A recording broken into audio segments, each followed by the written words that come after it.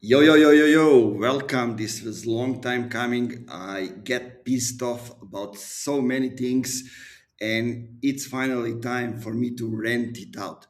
So I'm starting this Nemanja Unfiltered. I don't know how it's called, but it's a format. It's going to be weekly, and I'm going to talk openly about a whole lot of things that are happening without any filters. Because, I've been doing this for a long time, creating content, talk about the things doing stuff. I'm somebody who's really involved in depth and actually doing the things, not just talking about things.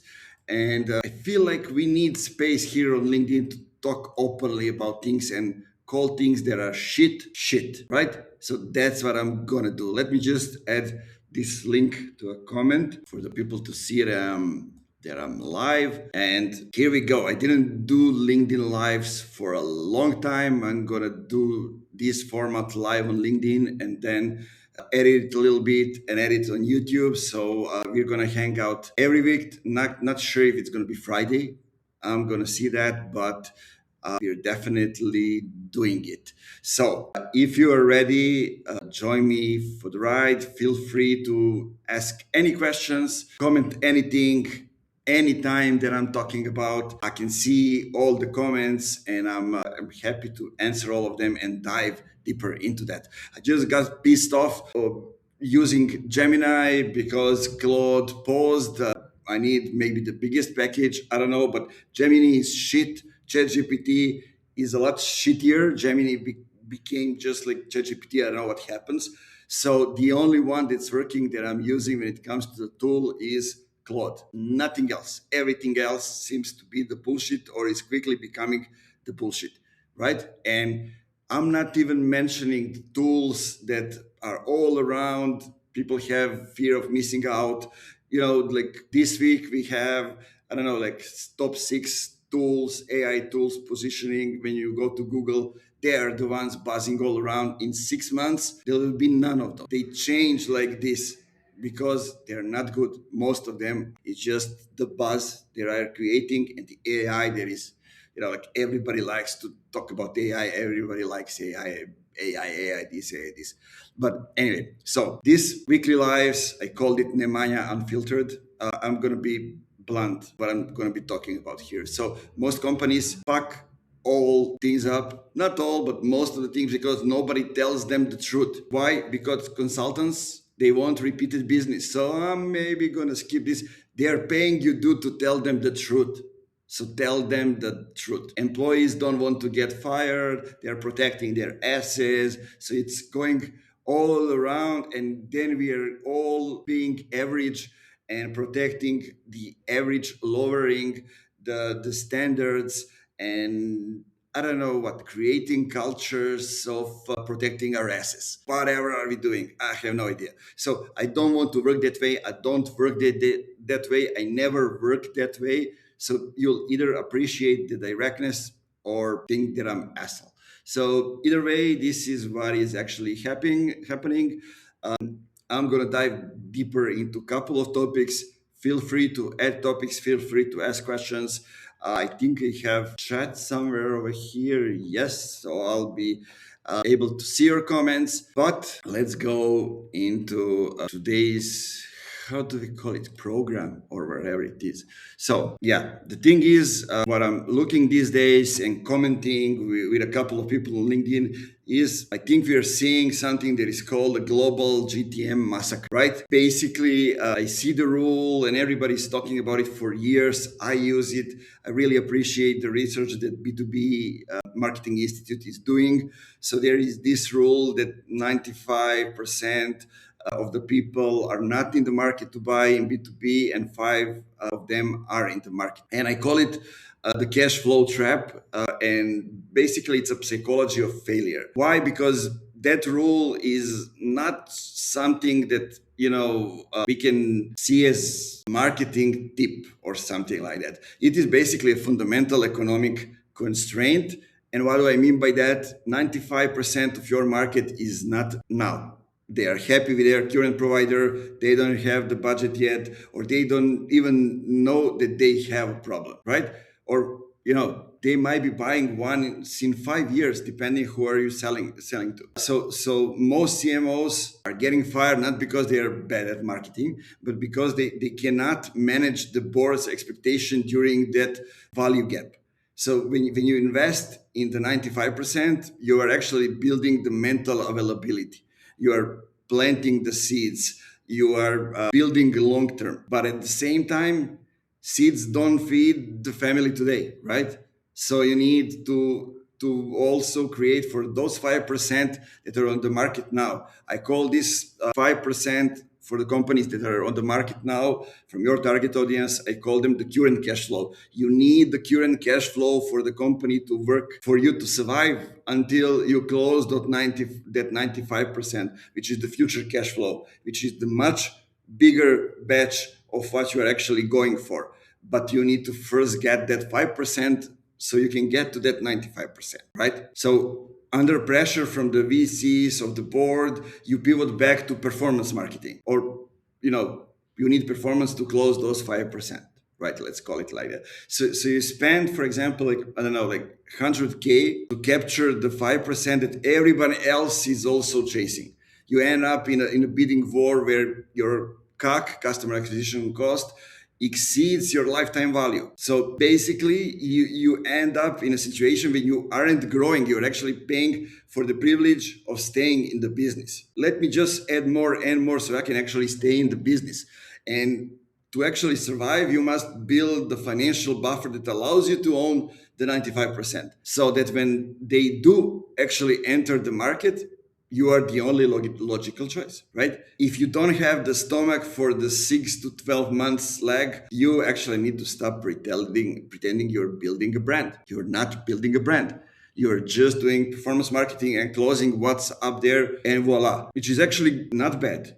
It's not something that I would say it's a bad thing. Some companies, some industries, they don't need to ever invest in those 95% because the companies that are in the market right now, they're just enough of them. They're just enough, more than enough of them to go and actually, finance, I don't know, your entire growth or everything that you're doing. Think about that.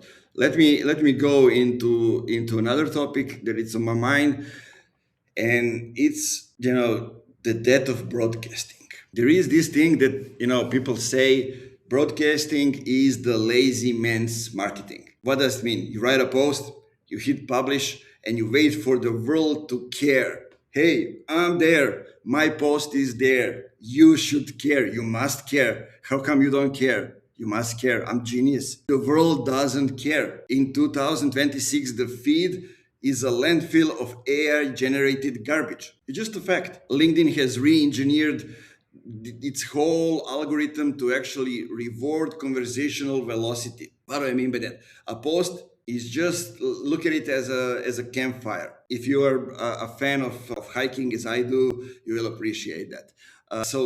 Or you used Basecamp or still using Basecamp as a tool, a project management tool. They have this campfire as a chat. They don't call it a chat, they call it a campfire, which is actually amazing.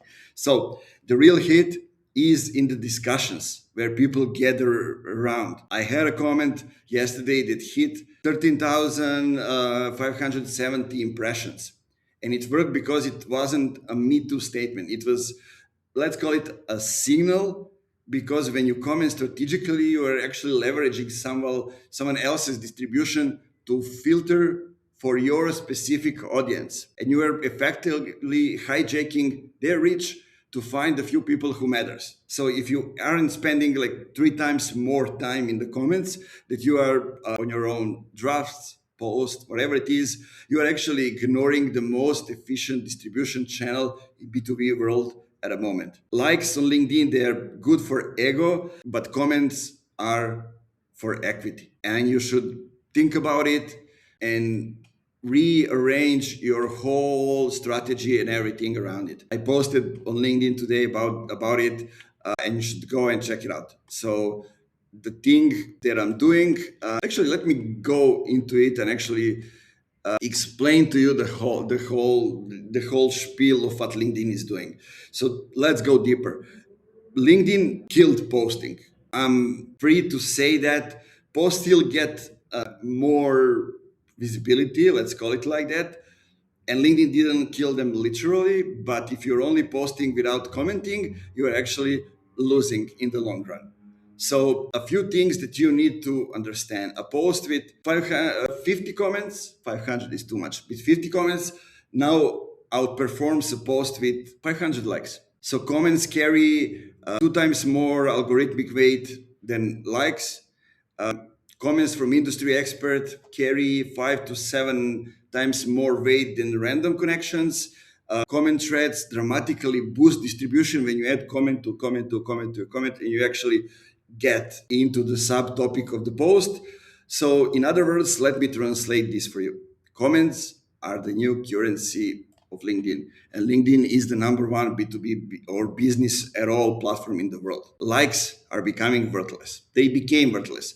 So most people see this and they think, great, I should join an engagement pod or whatever it is. That's bullshit. LinkedIn detects that too. So skip that. The math is brutal actually. When you comment thoughtfully on a post that gets, I don't know, like 50K views, your comment actually gets 5K to 10K impressions, often more than your own post would get, right? So you need to do that smart. Algorithm rewards comment length, so 2 to 3 sentences minimum. Generic things like great post, 100%, those get flagged. Thread depth is important. When people reply to each other, the algorithm loves it.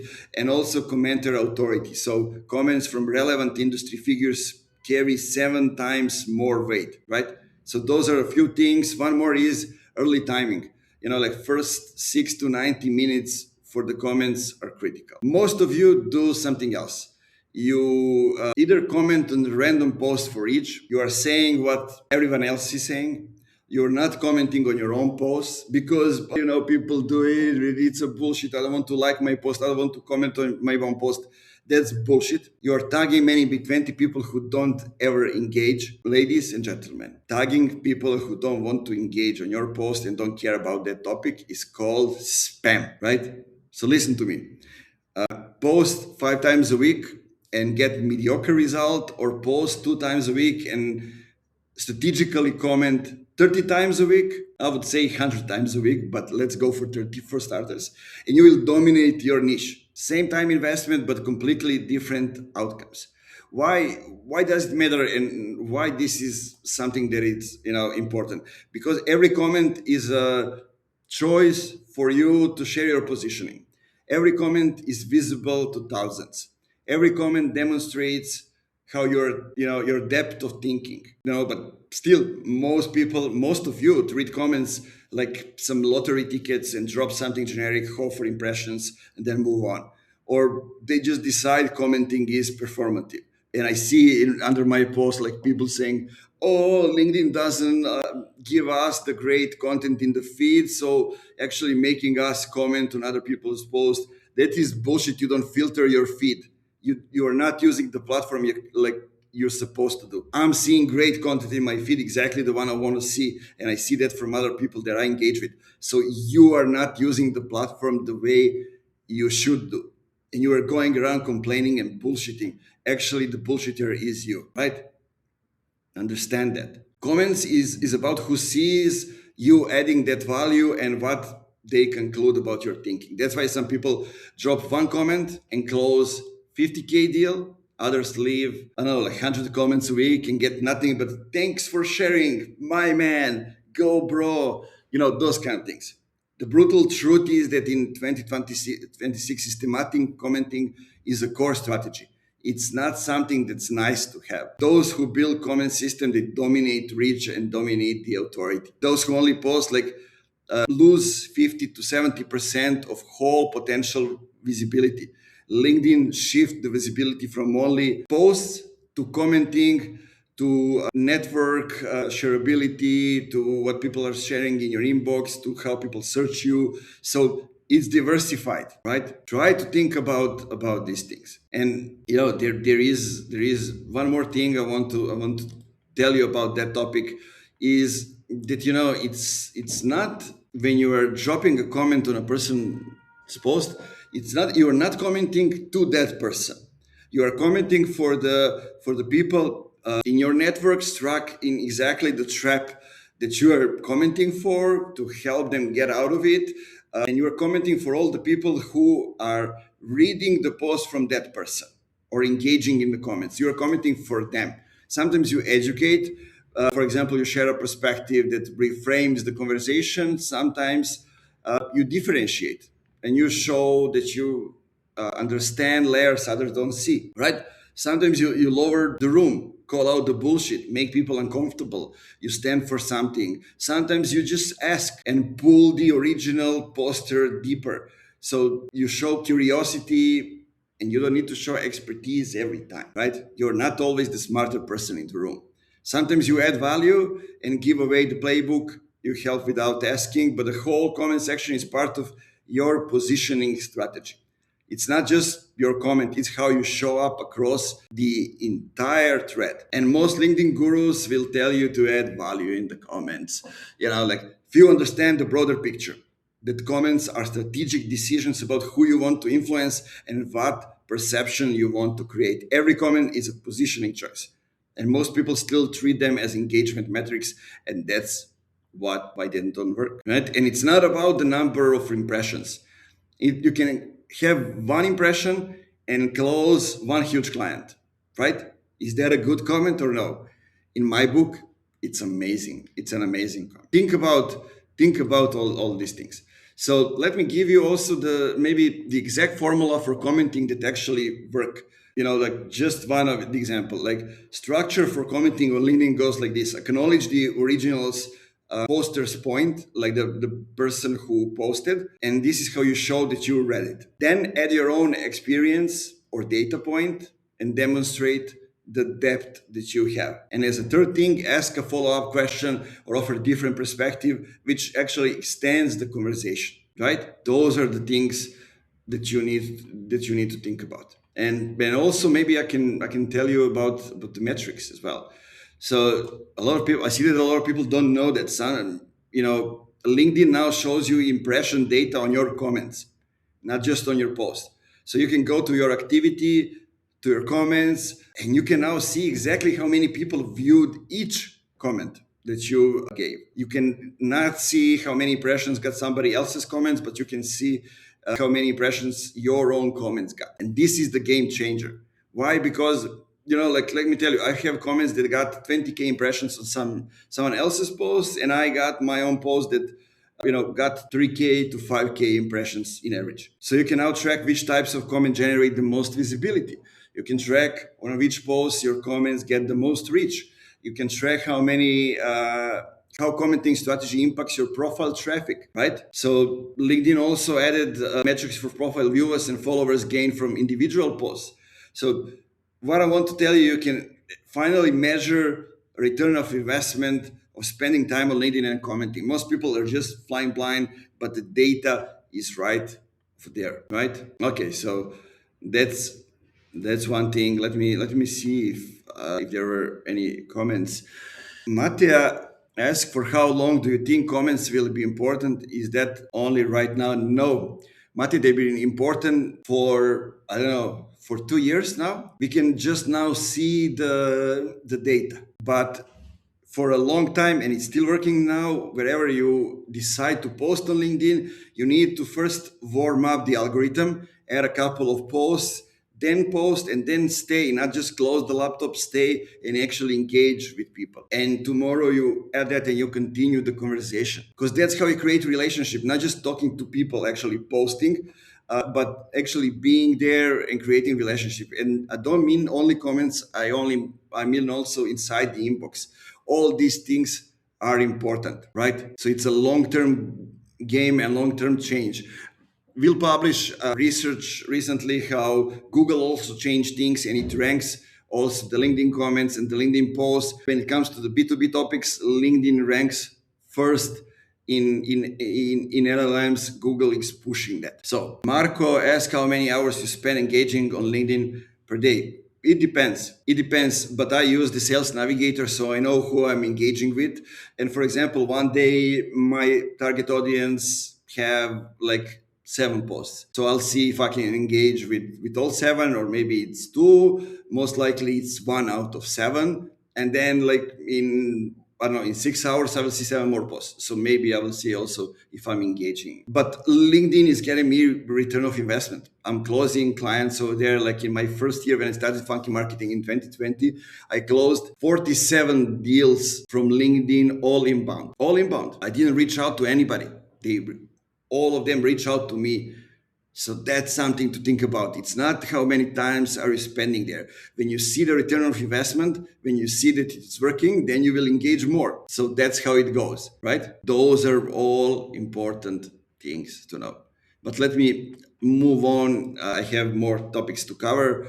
So let's talk about the positioning framework and engagement, a little bit more. So the way I'm seeing it is that most people comment like they're I don't know, at a networking event, and it's not a networking event they want to be in, right? That's the difference. Most people comment like they're at a networking event they don't want to attend, like somebody is pushing them to be there.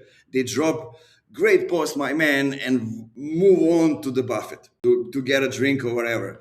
This is a waste of a whole digital asset that's called LinkedIn. So let me take you how you can use that and give you a couple of more tips. So when we talk about education, take the original post and add a layer of technical complexity or a case study result. You don't want to be somebody who is just agreeing to what the person is saying. You want to expand the view of that person and everybody reading the post and engaging. Then you can be a contrarian, right? So you can respectfully disagree by showing a scenario where a person who is posting advice would fail. So, for example, like this demonstrate that you understand the nuances, that you're not just here for the best practices. Then you can be somebody who is doing the reality check. For example, you're an experienced person, and when you see the fluff, you call it out. You don't go and you write a post and say it's all bullshit on LinkedIn. When you see the bullshit, you go and call it out. Use data to ground the visionary post in reality, right? So this attracts other operators who are also tired of the bullshit, and it makes you position yourself as somebody who is a realist, operationalist, who actually knows what he's talking about. Also, you can use it as an R&D, as for beta testing. If you have a spicy takes, drop it in the comments first. See how the market reacts. If it sparks, I don't know, like 20 comments thread, this is your pillar content for the next Tuesday. You are using the market to validate your strategy in real time. I bet you didn't think about these things like that. Now, a lot of people will go now and try to pull something that we like to call a Ponzi scheme, like turning tests into something that they can automate, use some bots, use AI in a way that it creates posts for them and posts those comments for them. So I will get a little bit more into that. But let me see. Actually, another comment. They have a main topic LinkedIn for being more present. They have a main. Mohammed, I'm not sure I understand you, brother. Maybe you can elaborate a little bit, and I'll try to explain. Meanwhile, we're going forward and explaining that those engagement pods. So engagement pods and AI slopes are the, I don't know how we call it, like subprime mortgages of the attention economy. They look like assets on the balance sheet, but they are actually the toxic debt. Let me go deeper. LinkedIn AI is now better at identifying AI speak than humans are. You need to know that. If your content lacks human verification, like first person narratives, specific failures, unique data point, or a voice that can actually be prompt, so generic thing, the algorithm suppresses it. Bots are even worse. They create a false positive narrative. So you think your post is great because like 20 friends liked it. People from the company liked it. Or maybe you're C-level, a big shot in your industry, but actually, you use AI and people like it because of that. Your ICP will ignore it because they can smell inauthenticity. You are training yourself to produce content for a ghost audience by doing that. Real reach is built on organic resonance. It's not built on some artificial inflation or however do we call it. If you can pass the Turing test of the skeptical buyer, you have zero authority in the field, right? Also, there is one more thing, and it's something that I see people using, and it's using their jargon, right? Jargon is a tax you pay for not knowing your customers well enough to speak their language. Every time you use a word like, I don't know, like synergy or empowerment, brother or sister, you lose 10% of your audience's trust because those words are just empty calories. They mean nothing. A global CEO, he doesn't want solutions. They want to know what you're going to do to stop their churn or increase their margin by, I don't know, by 4%. If you cannot describe your product using only level 1 English, you are hiding behind complexity. And a lot of people in tech are hiding behind complexity. Complexity is the ultimate red flag for a buyer. It signals that, I don't know, the implementation will be a nightmare. Clarity is the ultimate luxury in a world of fluff. So learn how to speak plainly or prepare to be misunderstood by people with a budget. The only exception is if you work in a high-tech industry where everybody uses that jargons and you are selling to people from the high-tech industry. You can get away with that only in those situations. Okay, so let's see what else can we cover there. So there is one thing that is very interesting. For every one lead, let's talk about sales, right?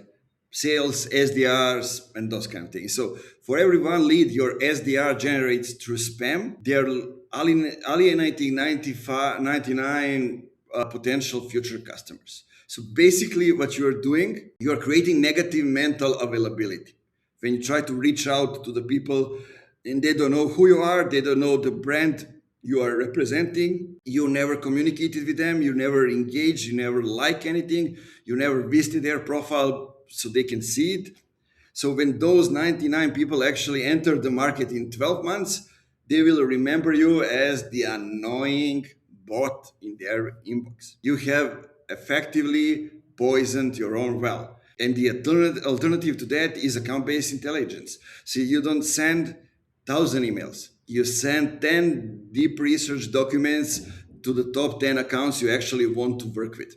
If your sales team is measured on volume instead of relevance, let me tell you, brother, you are just a sales organization. You're not a telemarketing from 1994. You aren't a sales organization. And a lot of companies, especially B2B, are sales organization, but they are doing sales like this, like they are from 20 years behind, with no social selling, with no engagement, with no creating relationship, with no anything, and they want to get results. It's not happening. One other thing that is interesting that I want to talk about is attribution. I see a lot of people are looking at attribution and they say, we don't do that, we don't do this. Rory Sutherland said one thing a long time ago that, if you only measuring the thing, you are doing the things that you can measure, you will never do new things and you will never go and uncover a lot of stuff, right?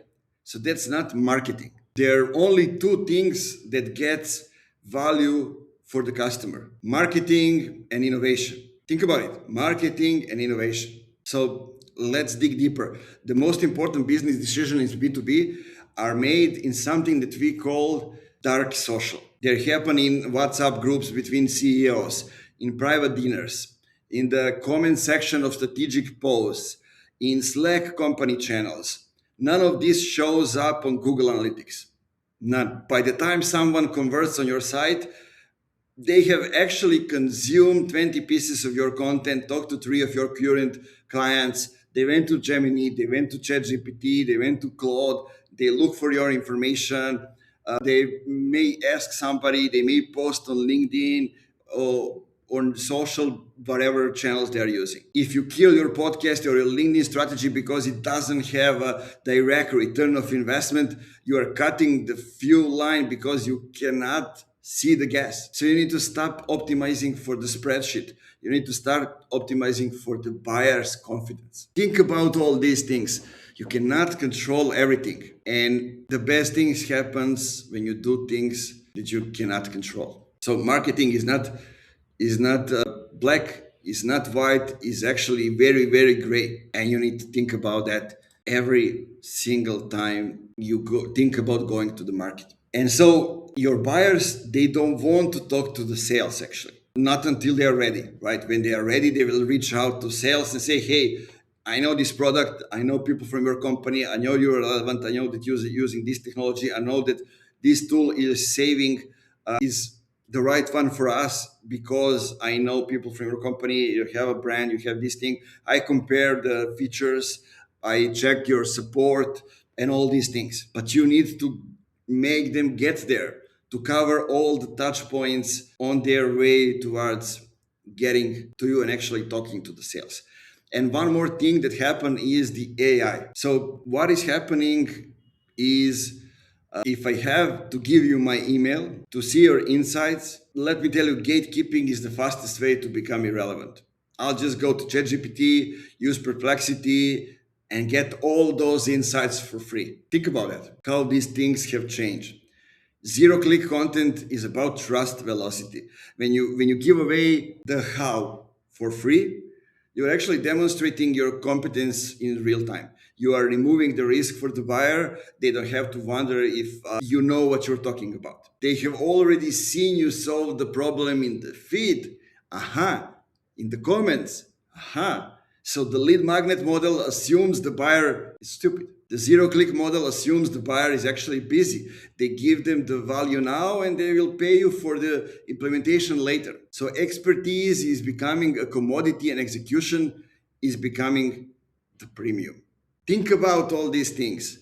Think about, a lot of people don't actually think. Let's talk about one more thing, the hero founder brand bottleneck. Everybody's talking about founder brand. A founder brand is a great starter motor, but it's terrible engine if you are $100 million company. Why? Because if your business is built on your personal charisma, you can never sell it and you can never leave the company. And you are the single point of failure. To scale globally, you must codify your human tropes. You must codify them into an operating system because your team needs to know how to communicate the brand values without you. If the company's revenue is tied to your daily LinkedIn activity, you actually haven't built an asset. You build just, how do we call it, a cage. You must transition from being an artist to being an architect and build the machine, and don't be the machine. Now, I actually like founder brand, but I don't think it is what a lot of people are saying, right? It means that you cannot just be a strategic guy leading the company. Actually need to have the operational side of the things and know how things work because that's the future with AI. I hope we understand each other. So a few more topics that are covered, but let me just drink a little bit of water. One more time, thanks for joining and thanks for engaging. I'll do this every week. Get into things that interest me, things that annoy me.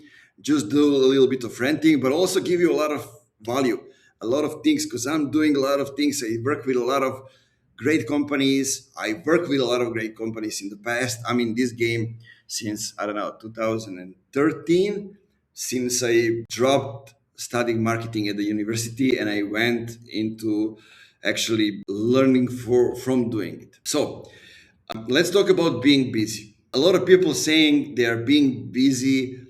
I don't know. Some of the clients, hey, I'm being busy to post on LinkedIn. That's not a priority. That's actually a priority. And when you say being busy and don't want to invest time in that, it means that you didn't prioritize it. Or sometimes it's often just a form of cowardice. It's a way to avoid the terrifying work of making a hard strategic decision, right? Don't forget that. Let me go a little bit more in depth. It is much easier to join 3 meetings and reply to 50 emails than it is to sit in a room for 4 hours and figure out why the hell your go-to-market strategy is failing. The first one is activity. 3 meetings, I reply to 50 emails, and actually the other thing is high leverage work. Most B2B leaders are just tactical junkies. They get a hit of dopamine from thinking of a task leak, but they are moving at 100 miles per hour in a wrong direction. Strategic laziness means you stop doing the $10 per hour work so you have the brain power for the $10,000 per hour work. If you don't have time to think, you don't have time to lead. A lot of people think that I'm on social, the whole day at night, every day, every night. But actually, I spend not even close what you think time on LinkedIn, because when I do, I actually do things. I see it on my laptop and I actually do things. When I don't know what I'm doing, I'm thinking, but doing that all the time while I'm reading comics, while I'm walking through the street, I think about business 24 hours, because that's what you do when you love the thing, when you're an entrepreneur. But I don't do operationally all the time, right? I spend maybe 20% of my day actually doing the work. So maybe I hours per day. And the rest of the time, I figure out. So when I sit down on my laptop, I don't just waste time. I don't scroll. I'll actually do. So that's something to think about. Now, one last topic for today. I want to talk about gurus and about operators, because I see a lot of gurus on LinkedIn that have no idea about the actual work and the implementation. They have no idea about it. So they sell what to do. They tell you what to do. Do this, do this. They give examples of some other companies that are doing it. Operators sell how to survive it. The difference is skin in the game. A guru gets paid whether you succeed or not. An operator, like we are at Funky Enterprises, we build their revenue on your success. We don't care about your vision until we see your plumbing. We look for the friction in the sales cycle, the silos in the communication, the leaks in the pipeline. We don't give tips. We build the operation systems. And the global market is too crowded for advice. It requires the infrastructure. So if you want to compete in a global market, let me tell you, you don't need another strategy deck. You need a go-to-market engine that works even when you are not in the room and you're sleeping. So yeah, that's I think that's all that I wanted to share with you today. To go a little bit deeper into some of the things, to rant about some of the things, to call bullshit the bullshit, and every point, every nuance, every uncomfortable truth. This is something that isn't a script. I have listed some of the topics, but I'm talking from my head, and I always do that. And I think we lack this kind of content where people are talk openly, going live, talking about things, making connections, reading your comments while I'm doing that, answering to them. I'm showing up like this. You can see if I'm confident in what I'm talking about. You can see, if we smile, if I'm pissed off. Well, actually, I'm pissed off about the things, right? So you can see that. Then when you see a post on LinkedIn that it just text, you don't know who actually wrote it. So we need that part, human side of the things. And it's not just online, we need it offline as well. So what is the time? Like 5 hours, 10 minutes in the afternoon, PM here in Serbia. The weekend is officially here. I'm closing my laptop after this. The funk is going loud on my speakers as soon as I finish this. And I'll see you on Monday here on LinkedIn for the implementation. Now, get off the screen and start doing something, or stay and comment on the post. If you find this appealing, if you find this useful, share it with someone. Go ahead, check out my screen, see what it's all about. Also, if you need strategic help, in the feature section of my profile on LinkedIn, it's called Nemanja Živković. Go ahead, check it out. There's a link where you can schedule us a 30 minutes paid strategy session where we will go in depth on all the things, and you will get out with a framework. In just 1 hour, we can do a lot, because I ask you a lot of questions ahead of it. When we actually get to the call, we get to the core of things, and I will help you be the one who can actually see the patterns others don't see, so you can actually start growing and start being more successful than you are today. I hope you are already successful. That's it, guys. See you next week in another episode of the Nemanja Unfiltered, when we are ranting and talking about bullshit without bullshitting and calling bullshit the bullshit. Cheers. Keep it funky.